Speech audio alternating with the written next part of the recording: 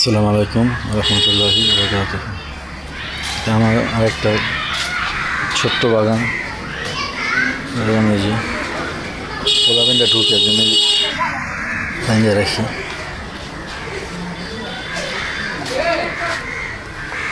এই যে দেখেন, এটা আপডেট বেশি দেওয়া হয় না। এটা উভয়লিঙ্গ হয়েছে, লম্বা লম্বা হবে। তবে এইটা আবার এটা আবার মারা গেছে বৃষ্টিতে।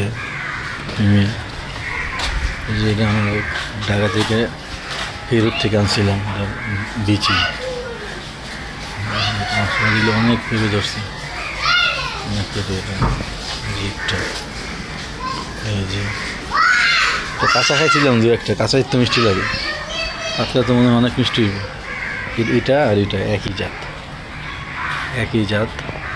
এটা হচ্ছে ফিমেল। এটার মধ্যে একটা একটা করে থাকলে ফিমেল, একটা করে আছে ফিমেল।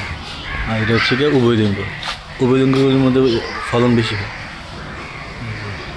এখানে একটা ছিল, ওটা উঠে গেছে।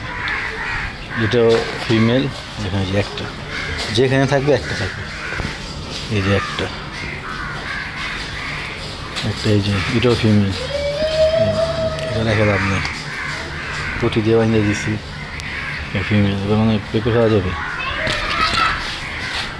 এই যে সর্বনাশ হয়ে গেছে, থাকতেছে না তো। এটা বেশি একটা মনে হয়, 60টারও দেয় না, বেশি একটা। এখন আর যত্ন করে কমায় দিছি, টাইম পাই না এখন আর।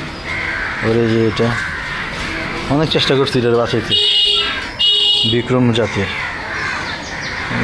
খুব মিষ্টি জাতের পেঁপে।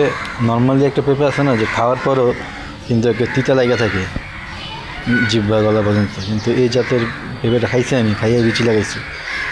এটা আমাদের বন্ধুদের কাছ থেকে আনছি, ঢাকা থেকে, কৃষি বিশ্ববিদ্যালয় থেকে আনছিলাম। এটা যে গাজীপুর কৃষি গবেষণা ইনস্টিটিউট থেকে আনছিলাম। এটা জাত হচ্ছে বিক্রম। লালতের এটা মার্কেটিং করে আর কি, বিদেশ থেকে ইম্পোর্ট করে আনে। এটা রোগে ধরে ফেলেছে, আর বাঁচানো যাবে না। বাঁচবো, কিন্তু কোনো ভ্যালু নাই এটার, এটা ফল পাওয়া যাবে না। এই যে একটা গাছ আছে, বড়ই গাছ, আপেল কুল বলে দিছে, খোয়ার পর দেখ মার একটা ছবি তুলে আনছি, বাজারই বসে। গাম্মা লাগাইছে এই নারকেল গাছটা, আর ওই ছোটোটা ভিয়েতনামের নারকেল, এটা আমি লাগাইছিলাম রাজশাহী থেকে অর্ডার করে আনছি, 5টা একসাথে। এটা হচ্ছে গিয়ে ব্যানানা ম্যাঙ্গো, এটা লাগাইছি। যে কলা লাগাইছিলাম, ভালো লাগে কলা। কলা 2-3টা কলা লাগাইছিলাম, কলা গাছ। ওকে, আসসালামু আলাইকুম।